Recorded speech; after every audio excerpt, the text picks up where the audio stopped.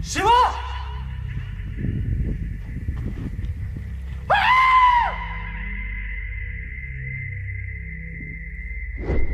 Temples. What's there inside? Just a stone, is it? Let's forget that it's God for some time. Let's talk science, okay? Let's look at the stone as a stone. Keep your gods aside for a while. I'll tell you the basics, listen. If you look at the temple structure, deep inside the sanctum sanctorum, all you will find is a stone. 6 to 7 feet or 9 feet, including the pedestal, etc. A whole lot of people are ridiculing why this much decoration to a stone. What's there in it? How can you worship this dumb stone as God? To all the idiots who are ridiculing idol worshipping, let's talk science, okay? What is it? It's a rock. What is rock? Rock is made up of metals and minerals. If you go to a valley and shout something, what does the rocks do? It will give you an echo.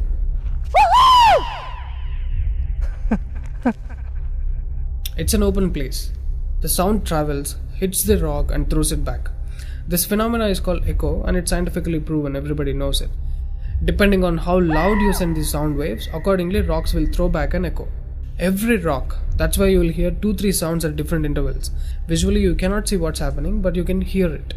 This is in open space. Imagine if you're doing it in a closed place. What would be the amount of echo? Obviously much more than the open space. Let's get inside the temple. You will find a linga or a statue made of a rock. And it's placed in a closed wall structure with a Galigopuram on the top. That means a pyramid structure with a tip pointing to the sky. There will be no ventilation. Tight packed and covered with stone walls to a precision where even the light cannot enter. Now, people send some sounds to the rock. Not just today, it's been practiced since thousands of years. They are sending some sounds to the rock continuously, right from the morning to afternoon to evening till night, every day. We all know that sound has a form. To all the lower Q people, I'm going to show you a few experiments where particles form different patterns and forms due to various types of sounds. I saw a beautiful music video in this channel in which they show how water, fire, particles respond to the sound. It's an incredible experiment, you must watch it. It is a film to describe to you the effect of cymatic frequencies. Now, 72% of your body is water. 12% is earth, 6% is air, 4% is fire and the remaining is space. Don't you think this sound has an impact on your system? Look at how drastically the water is responding to the sound. Similarly, fire. In fact, everything in the cosmos responds to the sounds. That's why yogis of the past have always said sound is the basis of existence. Every form is a certain reverberation of sound. If you master the sound, you can play with the 5 elements. That's how the sages of the past used to walk on water, disappear into the air, walk through the walls, etc. In Harry Potter movie, what you have seen is just a fiction story. But here, we have got yogis who did all that for real. Even though there are many mystics who can do these things, not just them. You and I can do it if we attain certain mastery over the sound. You need a perception beyond the senses to do that. For that, you need to do a different level of sadhana. You can't do that in a laboratory through some dumb experiment. All those who tried either ended up neurotic or died an utter failure. Wasted a lot of money in the research. So except dhyanam, technically there is no other way. Sorry to disappoint the people who are lazy to yoga. Okay, sound. I recommend you to watch more such experiments in YouTube to understand better what I'm trying to say here. Inside the temple, they chant some mantras. What happens is, the sound will touch the stone and bounce back in different directions. Because it's a closed room, the sound has to pass out through the main door. And whoever is standing in front will be completely soaked in that energy. Now, what do they chant? Vishnu Sahasranamam in the morning and Lalita Sahasranamam in the night. There is Shivopasana Mantram, Lingastakam, Am Namah Shivaya, Nirvana Shatakam, etc., which will have different impacts on the human system.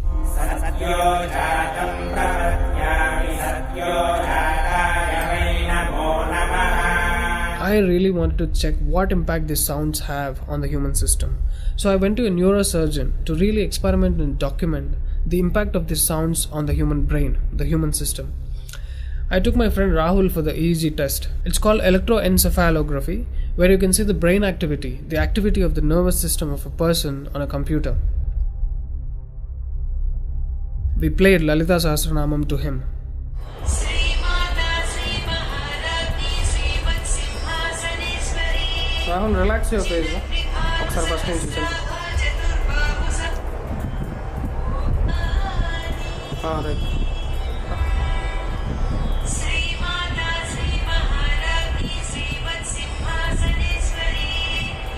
The kind of parasympathetic differences that he's getting is anonymous. Oh my god, then I understood. These sounds are engineered in such a way that the rhythm of the chant will go inside your parasympathetic nervous system and will put you into deep sleep within 3 to 5 minutes. First thing is, the chant is some thousands of years old. How could these ancient sages know that these sounds impact the parasympathetic nervous system?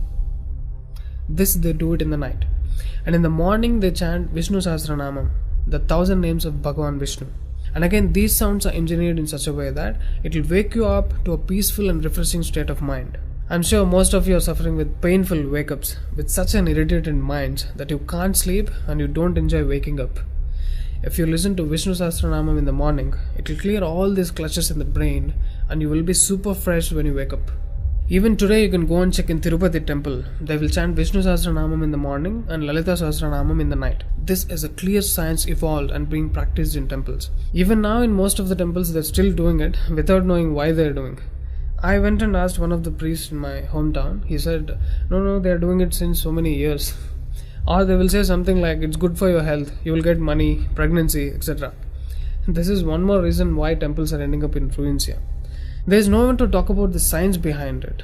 Why sounds and why the rock? So they call this rock as God, and when you chant for God, their idea is to benefit the human beings living in the city. It's a free service. Will your doctors treat you for free? But these temples are doing it for free, since ages. But now, these temples are under attack. It's time to free them from government's control. Temples' properties are being looted. They think too much of gold is available there. You know what? The temple design is such, there will be a Dvajastambam, which is made of some metal, usually gold or copper. Brass is a good conductor of sound, gold is an excellent conductor of electricity, and it has higher receptivity of the energy. To all the idiots who are worried about so much gold being used in the temple construction, just smack them with this video. This is a clear science and most sophisticated engineering that even the modern science has no clue of. There is much more to the design of the temple. The design is such, the energy waves reverberated by the gopuram will pass straight and touch the antenna kind of arrangement here and stored in the energy format. People are supposed to touch it. A lot of people touch their heads without knowing why they are doing it. And then you are supposed to walk into the space which is filled with this energy transmitted by the rock inside. Doesn't matter whether you are a Muslim, Hindu or a Christian, you can't escape the energy.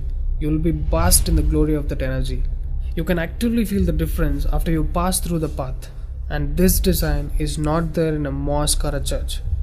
Not just church and mosque, any sort of engineering on the planet cannot beat the engineering of a temple. It's incomparable.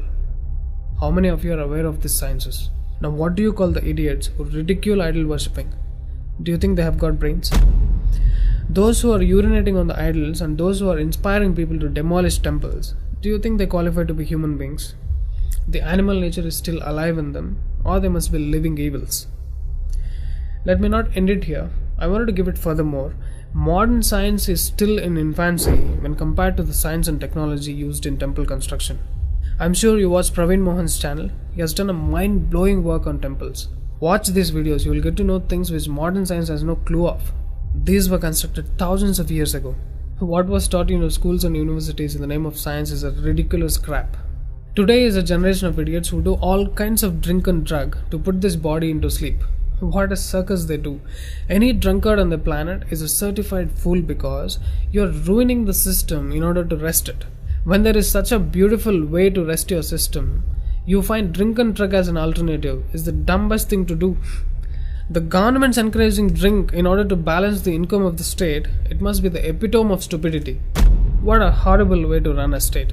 And these governments are handling the temples. Oh God, now it's time to remember the God inside the rock. It's not just a dumb stone. There is a huge science behind consecrating a rock into deity. Any number of mystics have infused the life energies into a rock and make it function like a living being.